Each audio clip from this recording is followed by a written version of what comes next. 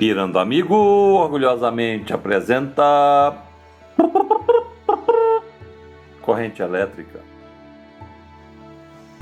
Existem materiais que facilitam a passagem de elétrons. Esses materiais são chamados de condutores elétricos. Os mais comuns são os metais. Outros materiais: borracha, plástico, papel, ar, entre outros, não permitem a passagem de eletricidade e são chamados de isolantes ou dielétricos. Em nossa casa, por exemplo, ao redor dos materiais elétricos, os fios, existe uma camada de plástico ou borracha para impedir que tomemos choque. Agora que já sabemos que são condutores e isolantes elétricos, precisamos compreender que são as cargas negativas, chamadas de elétrons, que se movimentam e que todo condutor possui muitos elétrons livres que podem se movimentar.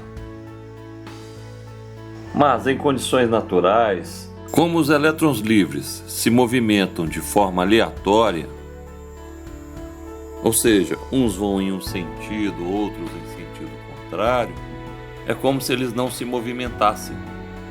Então o condutor possui elétrons livres que, entre aspas, não se movimentam naturalmente.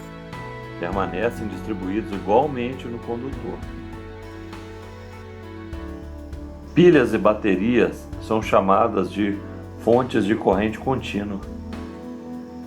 Elas fornecem aos elétrons livres uma orientação sempre no mesmo sentido. Então, quando conectamos os objetos a uma pilha, a uma bateria, os elétrons livres presentes nos condutores começam a se movimentar e se movimentam sempre no mesmo sentido. Eles serão atraídos pelo polo positivo e repelidos pelo polo negativo. É o que chamamos de fluxo de elétrons. Uma bateria não fornece elétrons ao circuito. Ela fornece energia para os elétrons se movimentarem. O chamado fluxo de elétrons só existe devido à diferença de potencial, que no caso é mantida pela pilha. Ao ligar as duas extremidades do condutor a uma pilha ou uma bateria, estaremos fornecendo uma diferença de potencial do polo positivo de maior potencial para o polo negativo de menor potencial.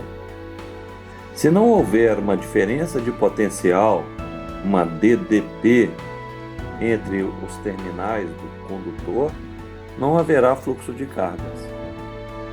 Quando uma bateria comum de automóvel mantém a DDP de 12 volts no circuito que está ligado a seus terminais, 12 joules de energia é fornecido para cada coulomb de carga para movimentá-lo. A corrente elétrica representa o fluxo de partículas carregadas. Da mesma maneira que o fluxo de uma corrente de água é o fluxo de moléculas de água, a corrente elétrica é o fluxo de cargas elétricas. Lembrando que são os elétrons, as cargas negativas, que se movimentam. A diferença é que quando você compra um cano, que é um condutor de água, ele não vem com água junto. Mas quando você compra um fio elétrico, que é o condutor de eletricidade, ele já vem com os elétrons. Lembre-se, o condutor possui elétrons livres. Os elétrons se movem nos fios com a velocidade muito baixa. Quando você aciona uma lâmpada por um interruptor, no mesmo instante que você toca no interruptor, a lâmpada acende. O sinal elétrico atinge a lâmpada quase instantaneamente. Mas isso não quer dizer que o elétron que estava no interruptor, no momento que você acionou, chegou na lâmpada para acendê-la. Não, os elétrons se movem com a velocidade baixíssima. A velocidade dos elétrons é baixa porque eles colidem contra os átomos do material. Essa colisão gera uma energia térmica, libera energia sob forma de calor. Então, por isso que a gente pode observar que os aparelhos elétricos esquentam. Isso é chamado de efeito Joule. Nós vamos estudar corrente elétrica, que é a relação da quantidade de carga que passa por uma determinada área do condutor por intervalo de tempo. Corrente elétrica em ampere é igual a carga em coulomb dividido pelo tempo em segundos.